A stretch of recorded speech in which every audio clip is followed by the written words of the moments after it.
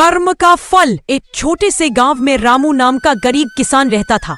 उसके पास थोड़ी सी जमीन थी जिस पर वह दिन रात मेहनत करता था, लेकिन फिर भी उसकी फसल अक्सर सूख जाती या जानवर खा जाते। फिर भी रामू कभी शिकायत नहीं करता। वह हमेशा कहता, जो जैसा करेगा वैसा ही पाएगा, भगवान देर करते हैं अंधेर नहीं। उसी गांव में हरि नाम का एक अमीर जमींदार था। वह दूसरों की जमीन हड़प लेता, मजदूरों को धोखा देता और गरीबों का मजाक उड़ाता।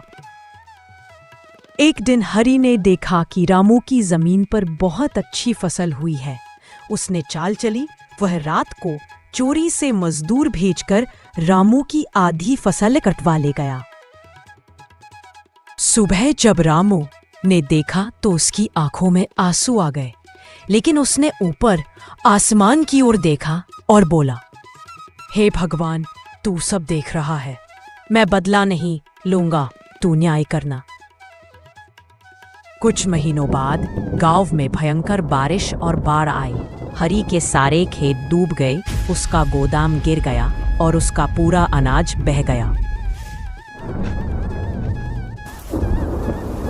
लेकिन रामू के खेत के पास एक छोटी सी टेपरी थी, उसकी फसल बच गई। रामू ने वही फसल गांव वालों में बांट दी। सब उसके आभारी हो गए। कुछ ही समय में राजा के सिपाही गांव पहुंचे।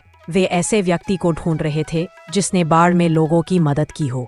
उन्होंने रामू को बुलाया और उसे राज्य का मुख्य किसान बना दिया। अब रामू अमीर तो बन गया, पर उसका दिल पहले जैसा ही विनम्र रहा।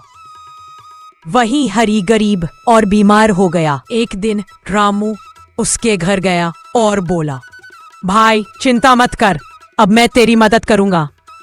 हरि रो पड़ा। उसने कहा, मुझे अब समझ आया कि सच्चा धन